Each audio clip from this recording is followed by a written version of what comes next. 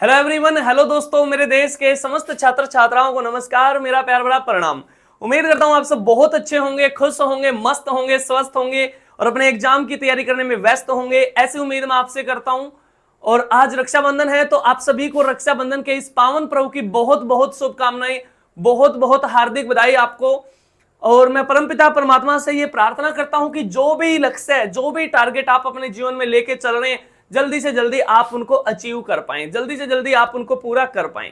तो आप सभी भाई और सभी बहन जो भी रक्षाबंधन सेलिब्रेट कर रहे हैं, आपस में एक दूसरे से वादा करो कि अगले रक्षाबंधन तक जो भी मेरे टारगेट है मैं उन्हें पूरा कर दिखाऊंगा। समझ में आई है कहानी? तो आप सभी को बहुत बहुत शुभकामनाएं और फिर से मैं प्रार्थना करता हूं कि जल्दी से जल्दी आप अपने टारगेट को अचीव कर पाएं।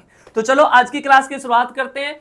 और ये बातें तो मैं भूल ही गया कि मैं दीपक आप सभी का दीप लर्निंग पॉइंट के इस ऑफिशियल यूट्यूब चैनल पर तहे दिल से वेलकम करता हूं, पूरी उत्साह और उमंग के साथ आप सभी का स्वागत करता हूं और फिर से हाजिर हूं जीएस रिवीजन की इस क्लास में, जिसमें आज हम बातें करेंगे वही मिसलेनियस प्रैक्टिस आज हम कर रहे हैं फिर से, और उसके बारे में ही बातें करेंगे क्या कुछ कहानी है। चलो, तो पहला क्वेश्चन है, आप बताएंगे मेरे को जल्दी जल्दी। काफी सारे क्वेश्चन करेंगे आज की क्लास में भाई साहब।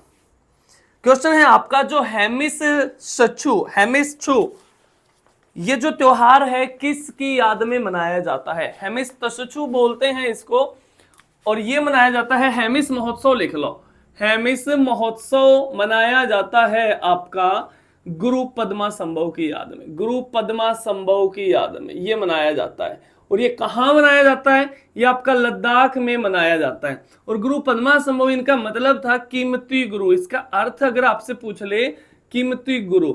और हेमिस क्या है? हमारा नेशनल पार्क भी है, हेमिस हमारा नेशनल पार्क भी है, जो भारत का सबसे बड़ा नेशनल पार्क है, जो भारत का सबसे बड़ा नेशनल पार्क है। और इसमें पाए जाते हैं स्नो लेपर्ड, स्नो लेपर्ड बर्फीले तेंदुए ज्यादातर पाए जाते हैं, जो लद्दाख का स्टेट एनिमल भी है।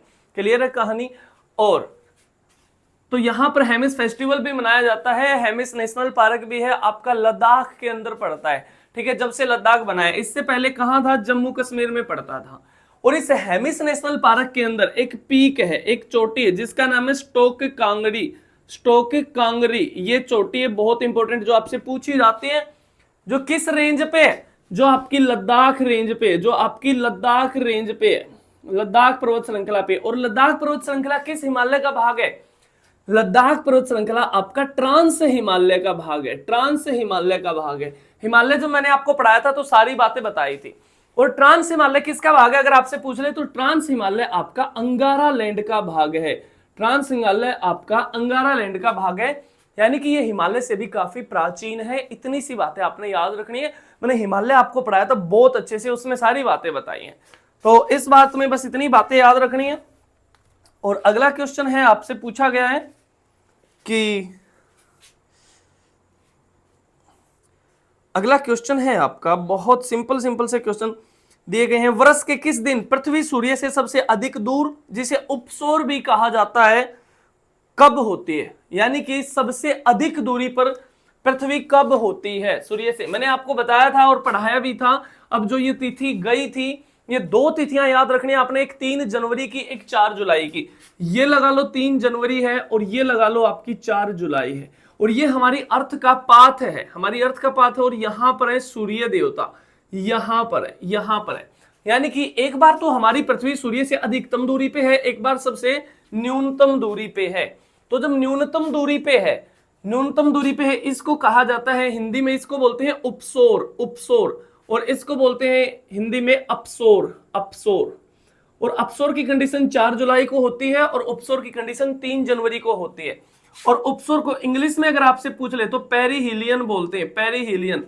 और इसको पूछ ले तो एपहिलियन बोलते हैं, एपहिलियन बोलते हैं।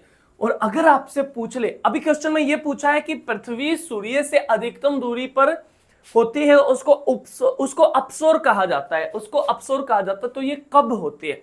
ऑप्शन है इसमें आपके, ऑप्शन में है इसमें आपके 19 अगस्त, 23 अक्टूबर, 12 मई और 4 जुलाई। तो उत्तर रहेगा आपका 4 जुलाई, आपका आंसर हो जाएगा। और अगर आपसे पूछ ले कि जब यहां पर ये अपसौर वाली कंडीशन है तो पृथ्वी और सूर्य के बीच में दूरी कितनी है, देखो सबसे पहले तो लिख लो कि एवरेज डिस्टेंस कितना है पृथ्वी और सूर्य के बीच में, तो 14.96 करोड़ किलोमीटर ये औसत दूरी है, करोड़ किलोमीटर।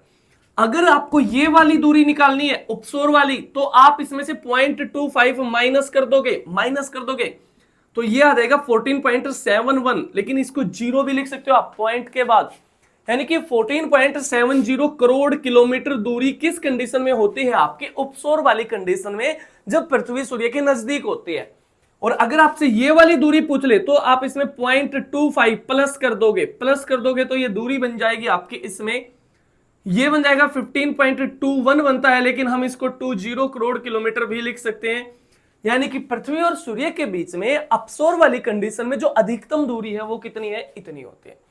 ये आपसे पूछ सकता है, ठीक है। और सूर्य की स्टडी को बोलते हैं, सन की स्टडी को बोलते हैं हेलियोफिजिक्स, हेलियोफिजिक्स बोलते हैं। इतनी सी बातें याद रख लेना, ठीक है। तो ये आपसे पूछा गया। तो अब आपसे अगर ये पूछ ले कि सबसे नजदीक कब है, तो 3 जनवरी को, सबसे दूर कब है, 4 जुलाई को। याद कैसे रखोगे, उपसौर और अपसौर। देखो ऊ छोटा है, ए बड़ा है, तो ऊ छोटा है तो छोटी दूरी होगी, और छोटी दूरी आप साल के अंत में 3 जनवरी को मिलेगी या 4 जुलाई को मिलेगी, 3 जनवरी को मिलेगी, तो इसीलिए उपसौर 3 जनवरी को है। इसका मतलब इस तारीख को हमारी पृथ्वी सूर्य के नजदीक है, सीधी सी बात है। और ए बड़ा है ऊ से, और बड़ा है तो दूरी बड़ी मिलेगी, और दूरी बड़ी है तो आप वर्ष के अंतराल में अगर देखोगे तो 4 जुलाई दूर है, तो दूर है तो यहां दूरी भी ज्यादा है। कितनी है, 15.2 करोड़ किलोमीटर। इतनी सी बातें याद रखोगे, ठीक है। उसके बाद अगला क्वेश्चन है, आपसे पूछा गया है, अगला क्वेश्चन आपसे पूछा गया है, सिंपल सा है। भारत, फिर आपका फिल इन द ब्लैंक्स आ गया है, के उत्तर में स्थित है। भारत किसके उत्तर में स्थित है? ऑप्शन है मकर रेखा, कर्क रेखा, भूमध्य रेखा और प्रधान मध्याह्न रेखा। तो भारत किसके उत्तर में है? 3 रेखाएं मैंने बताई थी आपको, ये हमारी अर्थ है, और ये आपकी कौन सी रेखा है? ये आपकी इक्वेटर है, इक्वेटर है। तो इसमें इक्वेटर ऑप्शन में है, और हमारा भारत यहां पर प्रेजेंट है, प्यारा भारत। यानी कि इक्वेटर के मुताबिक हमारा भारत उत्तरी गोलार्ध का देश है। तो यहां पर आप कह सकते हो कि भारत भूमध्य रेखा के उत्तर में स्थित है। और भूमध्य रेखा की लोकेशन अगर आपसे पूछ ले, 0 डिग्री अक्षांश, 0 डिग्री अक्षांश या 0 डिग्री लैटिट्यूड बोल सकते हो आप इसे, भूमध्य रेखा, जो हमारी अर्थ को 2 बराबर भागों में बांटती है, 2 बराबर भागों में बांटती है। और बातें अगर आपसे पूछ ले, भूमध्य रेखा से एक क्वेश्चन आता है आपका कि भूमध्य रेखा ही सबसे बड़ा अक्षांश होता है। क्या है ये? सबसे बड़ा अक्षांश होता है, सबसे बड़ा अक्षांश, या अक्षांश व्रत बोल सकते हो, सबसे बड़ा अक्षांश व्रत। भाई ऐसे जो लाइन है हमारी अर्थ पर, ये क्या है? ये लैटिट्यूड लाइन है, इन्हें अक्षांश रेखाएं बोलते हैं। और एक्चुअल में ये लाइन नहीं है, मैं आपको रियलिटी बताऊं, ये क्या है? ये वर्त है, क्योंकि हमारी पृथ्वी तो गोल है, गोल है। आप ग्लोब देख रहे होंगे तो उसके चारों ही तरफ होती है ना। तो जैसे जैसे हम इक्वेटर से यहां पोल्स की तरफ जाते हैं, पोल्स की तरफ जाते हैं, तो अक्षांश वर्त छोटे होते नजर आते हैं, छोटे होते नजर आते हैं। तो आपसे प्रश्न पूछता है कि सबसे बड़ा अक्षांश वर्त कहां मिलेगा? तो इक्वेटर पे मिलेगा। और इक्वेटर को क्या बोलते हैं? विषुवत रेखा भी बोलते हैं, विषुवत रेखा भी बोलते हैं। इतनी सी बातें याद रख लोगे, ठीक है। 0 डिग्री लैटिट्यूड लाइन भी बोलते हैं। तो भारत इसके उत्तर में स्थित है। अगला प्रश्न पूछा गया है, 1 डिग्री अक्षांश लगभग कितने किलोमीटर के बराबर होता है? यानी कि ये जो अक्षांश रेखाएं हैं, ये या जो वर्त हैं, इनके बीच में दूरी पूछिए। इनके बीच में दूरी होती है 111 किलोमीटर, 111 किलोमीटर। और ये है आपकी क्या? पैरेलल लाइंस, इन्हें पैरेलल लाइंस। और पैरेलल लाइंस कौन सी होती हैं? The lines which never intersect each other are called parallel lines. यानी कि वे रेखाएं जो साथ तो चलती हैं लेकिन मिलती कभी नहीं, उनको बोलते हैं पैरेलल लाइंस। जैसे आपकी रेल की लाइन है, जैसे आपकी रेल की पटरियां हैं, साथ जरूर चलेंगी लेकिन मिलेंगी नहीं कभी। समझ में आई ये कहानी? और इसी पे एक शायरी मेरे को याद आ रही है, सुना दी जाए? सुना दी जाए या नहीं सुना दी जाए? सुना दी जाए। कि वो मुझे चाहती थी इस कदर, कि वो मुझे चाहती थी इस कदर, जैसे 2 parallel lines never intersect each other, never intersect each other. तो ये कहानी अक्सर मैं आपको सुनाता हूं, तो इतनी सी बातें आप याद रखना है, ठीक है। उसके बाद अगला क्वेश्चन आपसे पूछा गया है, निम्नलिखित में से किस राज्य से कर्क रेखा गुजरती है? किस राज्य से कर्क रेखा गुजरती है? ध्यान से सुनेंगे। ऑप्शन है आपके असम है, मिजोरम है, नागालैंड है, मणिपुर है। कर्क रेखा यहां पर बना के दिखा देता हूं एक बार। इसनी नहीं नहीं नहीं नहीं, हम भारत बनाएंगे, अपना प्यारा भारत। ये है अपना प्यारा भारत, इससे ही काम चल जाएगा। और ये है कर्क रेखा जिसकी लोकेशन क्या है 23.5 डिग्री उत्तरी अक्षांश, 23.5 डिग्री उत्तरी अक्षांश, या इसको बोलते हो आप नॉर्दर्न लैटिट्यूड, नॉर्दर्न लैटिट्यूड। और ये हमारे भारत के बीचों बीच गुजरती है, बीचों बीच गुजरती है। तो इसमें राज्य कौन से हैं? यहां पर राज्य है आपका गुजरात, फिर है आपका राजस्थान, फिर मध्य प्रदेश, फिर छत्तीसगढ़, फिर आपका झारखंड, फिर आपका वेस्ट बंगाल, आगे ये देश आ जाएगा कौन सा बांग्लादेश, और फिर इधर से हमारे कुछ पूर्वोत्तर के राज्य आ जाएंगे। यहां पर एक राज्य आएगा त्रिपुरा, और फिर राज्य आएगा मिजोरम। यानी कि भारत के 8 राज्यों से गुजरती है। किस किस से? गुजरात से, राजस्थान से, मध्य प्रदेश से, छत्तीसगढ़ से, झारखंड से, वेस्ट बंगाल से, त्रिपुरा से और मिजोरम से, इनसे गुजरती है ये। और इसमें ऑप्शन है आपका, देखो असम है, असम नहीं होगा, नागालैंड है, नागालैंड नहीं होगा, मणिपुर है, मणिपुर नहीं होगा, मिजोरम है, मिजोरम आपका उत्तर हो जाएगा। इतनी सी बातें आप याद रखोगे। उसके बाद तो इससे और क्या क्वेश्चन पूछ लेगा? कर्क रेखा से क्वेश्चन पूछता है आपसे ज्यादातर कि किस राज्य में कर्क रेखा की सर्वाधिक लंबाई है? मध्य प्रदेश में कर्क रेखा की सर्वाधिक लंबाई है। सर्वाधिक लंबाई किसमें है? मध्य प्रदेश में। और सबसे कम लंबाई किसमें है? राजस्थान में। कम लंबाई, ठीक है, कर्क रेखा की कहां पर है? राजस्थान में। और क्वेश्चन क्या आते हैं कर्क रेखा से? यहां पर बना के दिखा देता हूं। मान लो ये है कर्क रेखा और यहां पर ये राज्य है गुजरात, ये राज्य है राजस्थान, ये राज्य मध्य प्रदेश, ये है छत्तीसगढ़, ये है झारखंड, और फिर ये वेस्ट बंगाल, और फिर इधर आएगा त्रिपुरा और इधर आएगा मिजोरम। तो एक बात बताओ आप मेरे को, क्वेश्चन पूछता है यहां से ज्यादातर कि किस राज्य की राजधानी कर्क रेखा के उत्तर में है और किसकी राज्य की राजधानी कर्क रेखा के दक्षिण में। भाई एक बात बताओ, जो राज्य ही उत्तर में उसके तो पूछेगा ही नहीं, आपसे ये थोड़ी पूछेगा कभी भी कि हरियाणा की राजधानी कर्क के उत्तर में है या दक्षिण में है, कभी नहीं पूछेगा। डाउट तो इनमें आए हैं ना कि मध्य प्रदेश की राजधानी भोपाल उत्तर में है या दक्षिण में है, छत्तीसगढ़ की रायपुर दक्षिण में है या उत्तर में है। ऐसे थोड़ी पूछेगा कर्नाटक की राजधानी बेंगलुरु उत्तर में या दक्षिण में। अरे जब पूरा ही राज्य दक्षिण में है तो राजधानी भी दक्षिण में मिलेगी, सीधी सी बात है। इतनी अंडरस्टैंडिंग तो आप में होनी ही चाहिए। यानी कि जो डाउट बने वो यहां से बने। तो आपको ध्यान रखना है, जो राज्य मैंने ऊपर लिखे हैं राजस्थान, त्रिपुरा और मिजोरम, इनकी राजधानी उत्तर में है, इनकी राजधानी उत्तर में है, नॉर्थ में है, और इन सबकी राजधानियां कहां पे है? दक्षिण में है आपकी। इतनी सी बातें याद रखोगे, कर्क रेखा से पूछा जाता है ये क्वेश्चन। और क्या पूछता है? और क्वेश्चन पूछता है किस राज्य की राजधानी नजदीक है? इन 8 में किसकी राजधानी नजदीक है? मध्य प्रदेश की राजधानी जनाब भोपाल इसके नजदीक है। और राजस्थान की राजधानी जयपुर सबसे दूर है, सबसे दूरतम है। और क्या पूछ लेगा? और पूछ लेगा किसकी राजधानी कर्क रेखा पर ही स्थित है? झारखंड की राजधानी रांची कर्क रेखा पर ही स्थित है। और रांची को कहा गया है city of waterfalls, city of waterfalls, झरनों का शहर कहा गया है रांची को। बहुत फेमस एक झरना है रांची के अंदर। जल्दी से कमेंट करके बता दो कौन सी नदी बनाती है, ठीक है, फिर मैं बताता हूं, वरना जल्दी से बताएंगे। तब तक के लिए अगला क्वेश्चन आपके लिए देख लिया जाए, क्वेश्चन आपके लिए देख लिया जाए। तो मैं लिख देता हूं यहां पे क्या क्वेश्चन पूछा है कि रांची में कौन सा वाटरफॉल बनाती है। एक नदी है सवर्ण रेखा, और ये रांची के अंदर हुंडरू वाटरफॉल का निर्माण करती है, हुंडरू जलप्रपात का निर्माण करती है। इतनी सी बातें याद रखोगे। अगला क्वेश्चन आपसे पूछा गया है दिल्ली सल्तनत का टाइम पीरियड आपसे पूछा गया है। दिल्ली सल्तनत का आपसे टाइम पीरियड पूछा गया जनाब। कब से? 1206 से लेकर 1526 तक चली आपकी दिल्ली सल्तनत चली है, और जिसमें आपके वंश रहे हैं, यहां पर लिख देता हूं। सबसे पहला गुलाम वंश,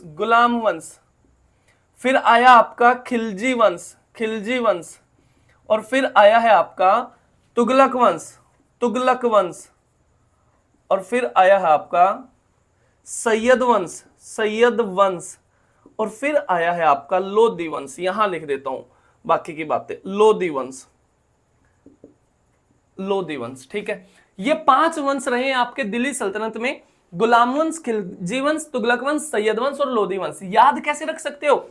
याद रख सकते हो आप इनको। एक मैंने ट्रिक बताई थी आपको कि गुलाम खिड़की तो सजा ले, गुलाम से गुलाम बन जाएगा, खिड़की से खिलजी बन जाएगा, तो से तुगलक वंश बन जाएगा, सजा से सैयद वंश बन जाएगा, और ले से लोधी वंश बन जाएगा। आप लिख सकते हो यहां पर आप लिख सकते हो कि गुलाम खिड़की तो सजा ले, गुलाम खिड़की तो सजा ले, ठीक है, गुलाम खिड़की तो सजा ले। इससे याद रख सकते हो आप दिल्ली सल्तनत के पांचों वंश। या एक दूसरी ट्रिक ये है कि गुड़ खा तसले में, गुड़ खा तसले में, उससे भी याद रख सकते हो। गुड़ से गुलाम वंश हो जाएगा, खा से खिलजी वंश हो जाएगा, तसले में तय से तुगलक वंश हो जाएगा, सह से सैयद वंश हो जाएगा, लह से लोधी वंश हो जाएगा। ये बातें आप याद रख सकते हो। और दिल्ली सल्तनत में एकमात्र महिला शासिका, दिल्ली सल्तनत की महिला सुल्तान रही है कौन? रजिया, रजिया सुल्तान। किसकी बेटी थी? रजिया सुल्तान इल्तुतमिश की बेटी थी, इल्तुतमिश की बेटी थी रजिया सुल्तान। जल्दी से मेरे को कमेंट करके बता दो रजिया सुल्तान का मकबरा कहां है, रजिया सुल्तान का मकबरा कहां है? अरे हरियाणा का एक जिला है कैथल, कैथल में रजिया सुल्तान का मकबरा है। इतनी सी बातें आपने याद रखनी है, ठीक है। तो ये आज की क्लास रही आपकी। ऐसे रोजाना आपके पास क्लास आती है जो बहुत इंपॉर्टेंट आपके लिए रहती हैं। हर रोजाना की क्लास देखा करो और सीरीज से जुड़ा करो, बहुत इंपॉर्टेंट है। और बहुत अच्छे से जीएस पढ़नी है तो प्लेलिस्ट बनी हुई है जिसपे स्टैटिक जीके में पढ़ा रहा हूं और इंडियन ज्योग्राफी में पढ़ा रहा हूं। तो उस सीरीज से आप जुड़ो, बहुत ज्यादा कॉन्फिडेंस महसूस करोगे। मेरे साथ बने रहो, बहुत अच्छा कॉन्फिडेंस जीएस में आ जाएगा, ठीक है। जैसे जैसे मैं बताता चलाऊं आपको वैसे वैसे आप पढ़ते चलो, ठीक है। और ये क्लास तो ये लगा लो आपके लिए रामबाण है जिसमें हम मिसलेनियस प्रैक्टिस करते हैं। एक दो क्वेश्चन और पूछ लिया जाए, एक दो क्वेश्चन और पूछ लिया जाए क्या? मेरे ख्याल से टाइम काफी हो गया है, क्योंकि ज्यादा लंबी जो वीडियो बन जाती है ना तो वो ज्यादा स्पेस लेती है, और ज्यादा स्पेस लेती है तो वो अपलोड होने में भी ज्यादा टाइम लेती है। बस यही प्रॉब्लम है, वरना ज्यादा लंबी क्लास रिकॉर्ड करने में प्रॉब्लम और कुछ नहीं है, यही प्रॉब्लम है बस एक, ठीक है। उसके बाद